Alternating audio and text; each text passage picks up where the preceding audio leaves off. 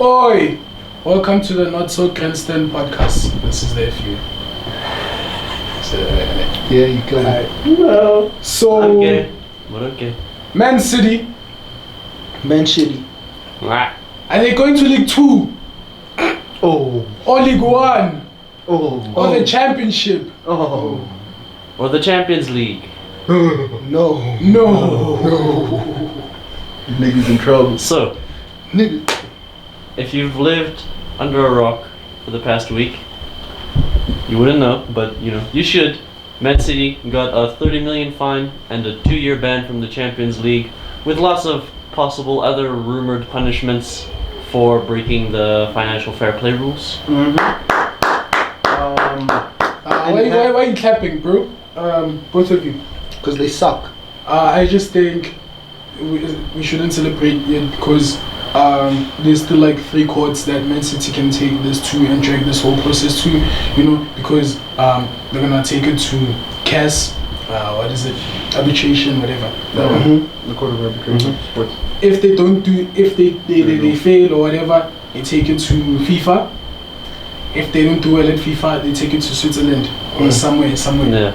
Them big ones, and they have money to drag and wipe out UEFA and clean them out and drag this whole process. Yeah. Understand what I'm saying? I'm just So- very happy that a fine was given that was like, an actual fine. It wasn't Yeah. like, well, you guys, you were racist. Oh, dude, it's just £5,000. Don't do it again. This is like a fine. This is an actual fine. I think It's fine. we have to give credit to UEFA for finally punishing Finally. someone. It's fine. Those guys don't really punish people like big teams. The money, the people that bring the money in. They usually punish Ruben Kazan, those type of teams. So even if this drags on for a long time and they come again, Even if the ban is on for the longest time. even if the ban isn't for as long as we want it, or even if this drags on for a really long time, at least they made the initiative to say, you guys broke our rules and you will be punished, and anybody else who breaks the rules will be punished in a similar We're fashion. making an example for Yeah. you guys. Yeah. I'm happy they did that. Now, with that being said, I don't think they're going to go through with it. Those guys are kind of, I don't want to use the word weak. Shaky. Yeah, I don't want to use the word weak, but UEFA? it's like, damn, Man City is really just going to pump in 100 million for this one case. We can't lose that much money. What's going to happen to like all corruption stuff? We need that money for ourselves. Therefore, Man City, just take a slap on the wrist, don't do it again. But if you do, we will not hesitate to fine you on paper.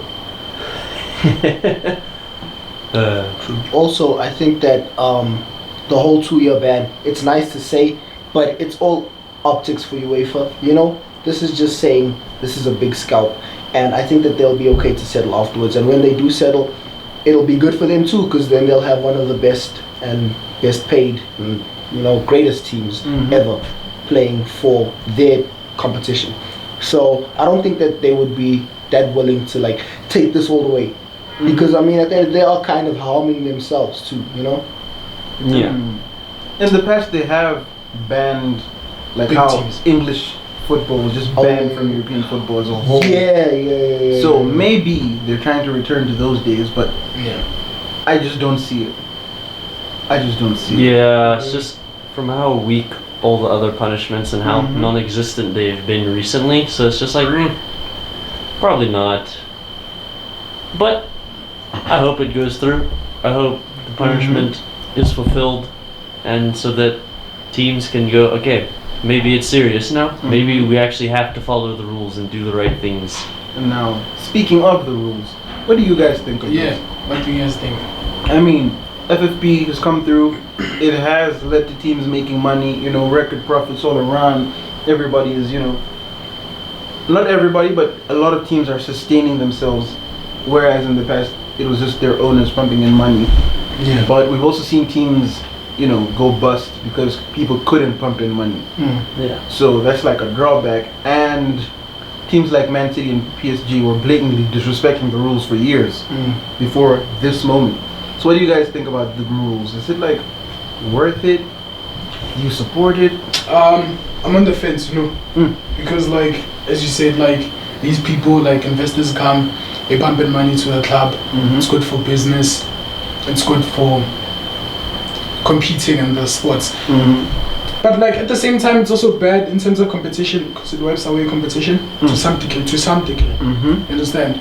But then the reason why I'm saying it's I'm on the fence is because like, look, bro, all these big clubs agree to follow the rules. They're like, okay, we're gonna sign this form and we're gonna follow these rules in order to participate in this thing. They knew what they were getting themselves into.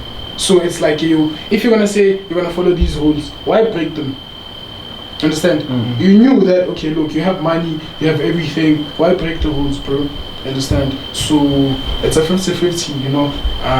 Yes, the rules are good to some degree, the rules are bad to some degree. You know, it just depends on how you look at them, you know. I just would like to see maybe they should come up with different rules, if that makes sense, you know, to be like, look, because like at the end of the day, for example, for the longest time there's only been one club in Manchester. Up until investors came to Manchester, they were like, City, let's pump in money, because it's basically impossible for a club to just like come out of nowhere and compete with Manchester United like that, because Manchester United are going to be like, let's take your players, understand? So now if investors come and they pump in money, they're competing with that club, right? So you then find like these small teams also they're finding investors and whatever and not being bankrupt, which is good for them, understand, at the end of the day. But I think they should come up with new rules and be like, look, you can pump in money, as much money as you want, you know, but you're gonna have like a standard, like, or like bars or levels, you know. If you pump in this much money from yourself, like I don't know, from whoever, you also have to make this much profit or this much sales or something like that, you understand? Because City, they're not making any means of profit or anything like that, bro. They just it's like it's a kid going to their dad, bruh. You know, they go to their dad, yo dad, give me money. Yeah. They spend that money, they eat it, they don't do anything with that money at the end of the day, and then they come back. They're not learning anything, you understand? So I think maybe there should be like, if you want to spend this much, this transfer window, you should also make this much through these other revenues or something like that, you know. It's not saying that you can't spend. Anybody can spend as much as they want, but there should be like, if you want to spend 500, make 200 profit, or 200 at least. If you want to spend 700, make 400. If you want to spend 800, make 500. So in this scenario, would you also take into account the wage budget? Does that count into how much you spend? Because teams like Man United, actually, might make one or two signings that season, but their wage budget is still really, really high. Sanchez. I think. For example, those like wage, I don't know how like they would create systems for seeing like wage budgets or whatever salaries, you know, because it's tricky. I don't know, but they should cap something, bruh. Because look, you're a cow. You can't be earning 500k. No, that's my first of all. Firstly, no, you shouldn't, bruh. They should just be like players can and 300 and above. Yeah. So they should start there. So salary. They should start there, bruh. For me, I think they need to cap transfers and salaries because they're just all getting out of hand now.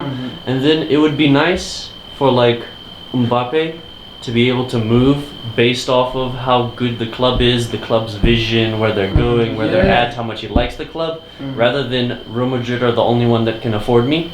So that's where I have to go. Yeah. I would like to say that I disagree with the caps. You know, I think that football is a business and businesses grow, you know, and I think that it should stay that way. With the Man City example, like, they are bad because they don't have fans. You know, it's not PSG. PSG can sell out a stadium, you know, for the most part, and they're in a good city to do that. Manchester is not the best hub, you know. Yeah, it's not London. So I think that's what makes them struggle. But what I'll also say is, like, in terms of what Man City's done for the city of Manchester and for the game, is the way that they've established the academy, you know, and the players that have come through that academy recently. You know, Jadon Sancho, for example, Diaz also. These aren't people who are oh, they're just doing it for the money. You know, this is an actual impact that their money is making.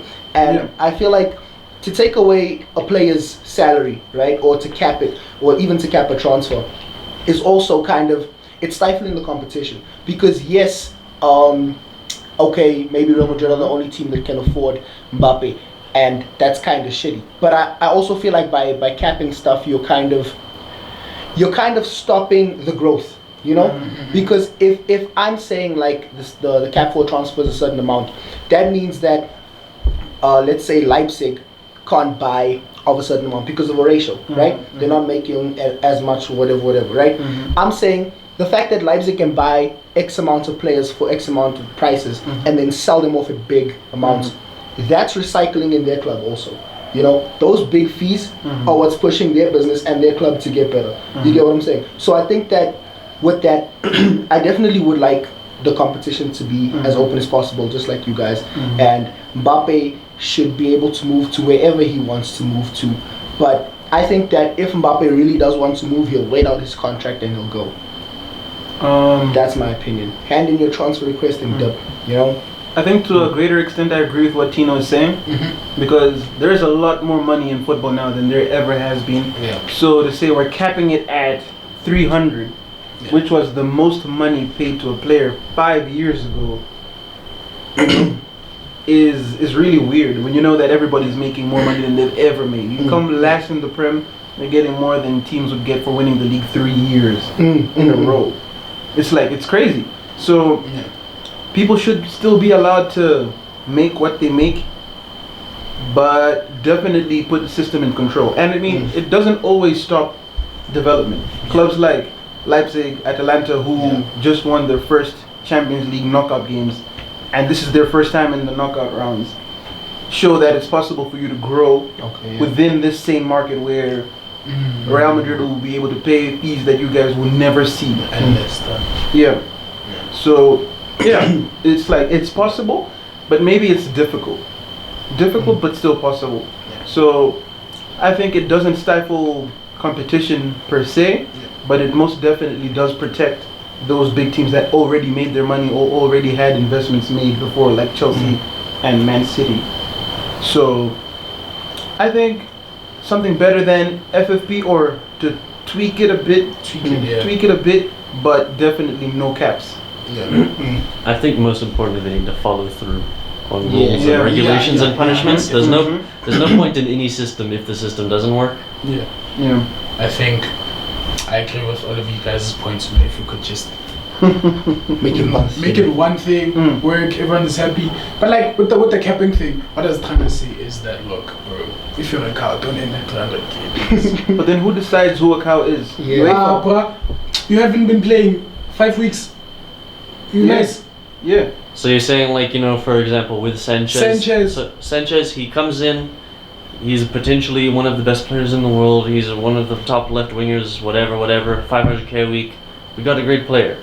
He sucks for 3 months, so it's like, drop down to 400k a week. Yeah, something like that, bro. But then who decides? And then it should be like, I don't know. Because then what's this time? Or you know, like contracts nowadays should be like, you know, like these new contracts. Performance-based contracts. But everybody has been having performance-based contracts for the last, I want to say 15 years, really? 20 years, like everybody gets appearance fees, fees, goal bonus, you get your clean sheet bonus, you get your bonus for staying fit for a month. Is it on top of the 1,000? On top of the on top of. Isn't that ridiculous though? It is, but there's so much money that they can afford it, I guess. Yeah, that's what I'm saying. Who keeps the money then? Yeah. If the money doesn't go to the players who are breaking their backs and their arms for this club, who keeps the money? The businesses, bro. Yeah, and they doesn't still go back to the fans. Yeah, they still do make something, despite paying Sanchez as much as they're paying him, and he's not playing. They're still keeping a lot of money. Facts. So, I think it should be allowed to say, Sanchez, you've been a cow, but you earned this contract by being great somewhere else. Or we believe in your potential. Yeah. And it's our fault for paying you that much. Yeah. So we need to stick it through. Alright. But hey, it's complicated. That's life. That's life. Oh well, I think that's it for us for this week. We'll have to see what happens to Man City with all that stuff, you know. It'll be ongoing for a while, I'm sure. Yeah. See you guys next week. Peace. Out.